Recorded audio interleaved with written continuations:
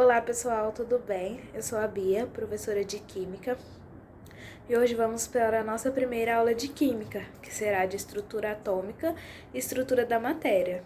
A nossa apostila já está no nosso Drive, tá? Então, todas as quartas nos encontraremos aqui para aulas de Química. Espero que vocês gostem.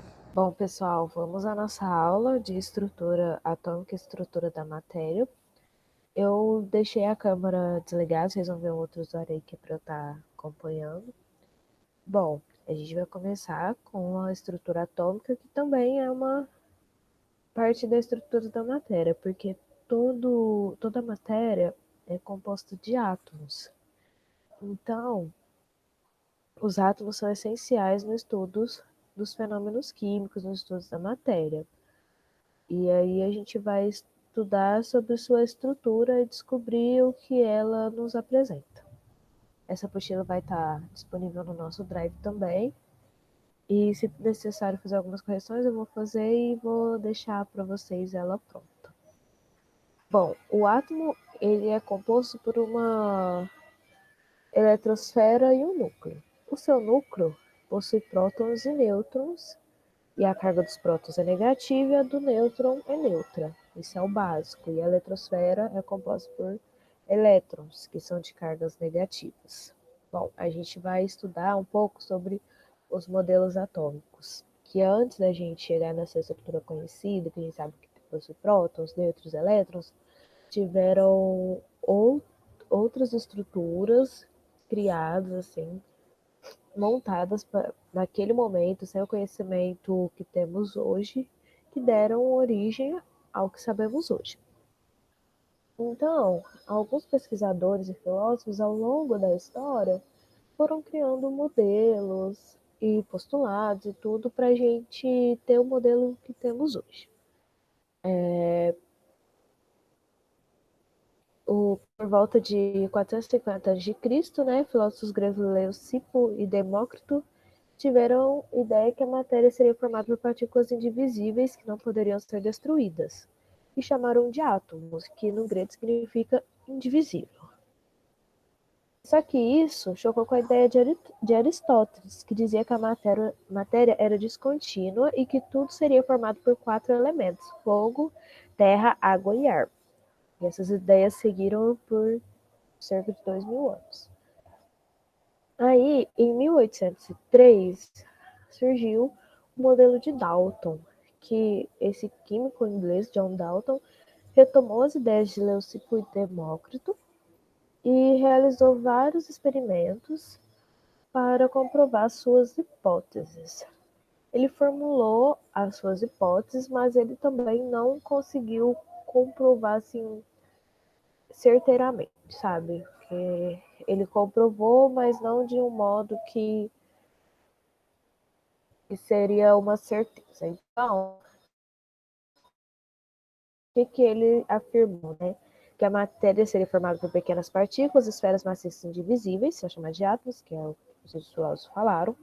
A matéria seria descontínua, porque entre cada átomo haveria espaços vazios. Cada elemento seria formado por um conjunto de átomos de mesmas massas, tamanhos e propriedades. Então, um átomo de enxofre era um tipo de átomo, um átomo de sódio era um tipo. Então, esse tem massa, tamanho e propriedade específica. A combinação entre átomos diferentes e uma proporção de números inteiros formariam substâncias diferentes.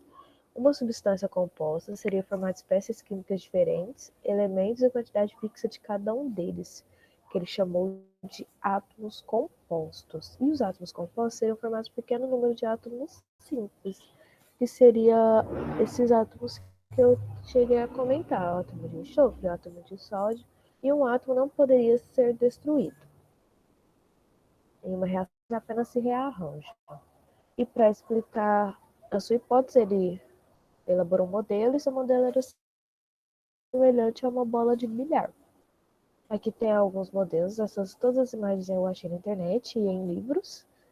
Aí, átomos compostos de água, de amônia, óxido carbônico, ácido carbônico. Depois veio o Thomson. Thomson, ele foi o primeiro a realizar a divisibilidade do átomo. Ele pesquisou sobre raios catódicos, demonstrando que esses raios poderiam ser interpretados como sendo um feixe de partículas carregadas de energia elétrica negativa. Ele propôs um modelo conhecido como pudim de passas. Aí ele apresentou as suas ideias ideias relativas à estrutura interna dos átomos, que indicavam que deveriam ser construídos de cargas elétricas positivas e negativas, distribuídas uniformemente. Ele concluiu que os elétrons eram constituintes de todos os tipos de matéria e observou que a relação carga-massa do elétron era a mesma para qualquer gás empregado. Então, o material gelatinoso seria a carga positiva e os elétrons suspensos, como as uvas passas de um pudim. Então, aqui eu peguei um exemplo para vocês. Mas aqui no meio seriam os prótons e suspensos aqui seriam... Bom, pessoal, o vídeo deu uma cortadinha, mas vou estar falando para vocês. O modelo de Rutherford foi o terceiro a ser desenvolvido e ele foi feito a partir das propriedades de raios X e energias radioativas, certo? E ele ampliou nosso conhecimento sobre o átomo, que é uma base do que a gente sabe hoje. Agora vamos continuar assistindo. E das emissões radioativas. Então, ele pegou uma placa de platina, uma de ouro e emitiu partículas alfa. Aqui eu peguei de um livro, então parte do arranjo experimental, as partículas alfa vinham de uma amostra de gás radioativo radônico. Elas passavam por um furo para a câmara cilíndrica, com uma cobertura interna de sulfeto de zinco. As partículas alfa se chocavam com a folha de platina montada no interior do cilindro, e os desvios eram medidos pela emissão de luz, provocada na cobertura interna. Que é outra forma, né, de a gente ver as partículas alfa atravessando a folha de platina, e aqui os átomos de platina, e diz que o modelo de Rutherford explica porque a maior parte das partículas atravessa, quase que sem desvios, a folha de platina, enquanto algumas, as que acertam o núcleo, sofrem um desvio muito grande. A maior parte do átomo consiste em um espaço quase vazio, dispersamente ocupado por seus elétrons. Os núcleos são muito menores em relação ao volume dos átomos do que a gente mostra aqui. Após a observação, né, as observações que ele fez aqui, ele formulou o seu modelo atômico, que apresentava algumas características. O núcleo, né? O núcleo ele seria a região central do átomo e apresenta partículas positivas de baixo volume, maior massa e maior densidade do átomo, e também apresentam nêutrons. A eletrosfera é a região que apresenta imensos espaços vazios entre si e partículas de natureza negativa, que são os elétrons. Esse aqui é mais ou menos um modelo do que o Rutherford fala, né? Que o núcleo com próton, os elétrons na eletrosfera. Depois temos o modelo de Rutherford-Bohr. Rutherford dizia que o átomo era formado por partículas positivas, são os prótons, e partículas neutras, são os nêutrons, além da eletrosfera. Mas, se o átomo fosse realmente assim, as partículas negativas iriam adquirir um movimento em forma de espiral e acabariam chocando com o núcleo. Então, o Bohr veio e complementou o modelo do Rutherford, explicando vários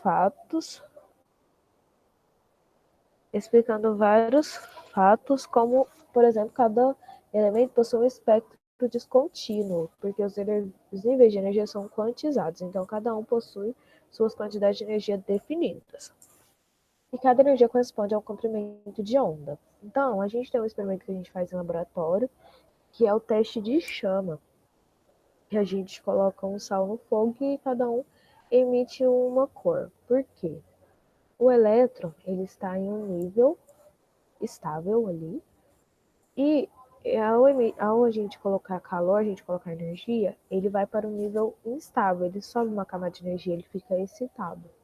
Ao voltar, ele emite essa energia, essa radiação em forma de luz, que é a cor que a gente vê. Como, por exemplo, aqui a gente tem alguns exemplos, por exemplo, o cobre por volta de 500 nanômetros, que é o comprimento de onda, o lítio, um pouquinho mais de 700 nanômetros. Então é isso, cada elemento tem o seu específico.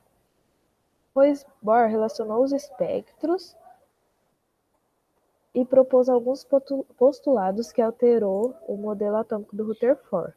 Ele mostrou que os elementos móveis ao redor do núcleo, em órbitas circulares, possuem energia bem definida e características também, sendo um nível de energia ou uma camada atômica. E para cada elétron são permitidas somente certas quantidades de energia com valores múltiplos inteiros do fóton. Então aqui tem o modelo, cada camada tem uma energia crescente, aqui o núcleo. Aí o modelo de Bohr, que é o que a gente conhece atualmente, ele foi uma continuidade do modelo de Rutherford, como eu estava falando para vocês, e chegou à conclusão que no átomo há espaços vazios e parte compostos de partículas pequenas que futuramente foram conhecidas como prótons e elétrons. O Bohr passou a observar um átomo de hidrogênio que possui apenas um elétron na camada de valência.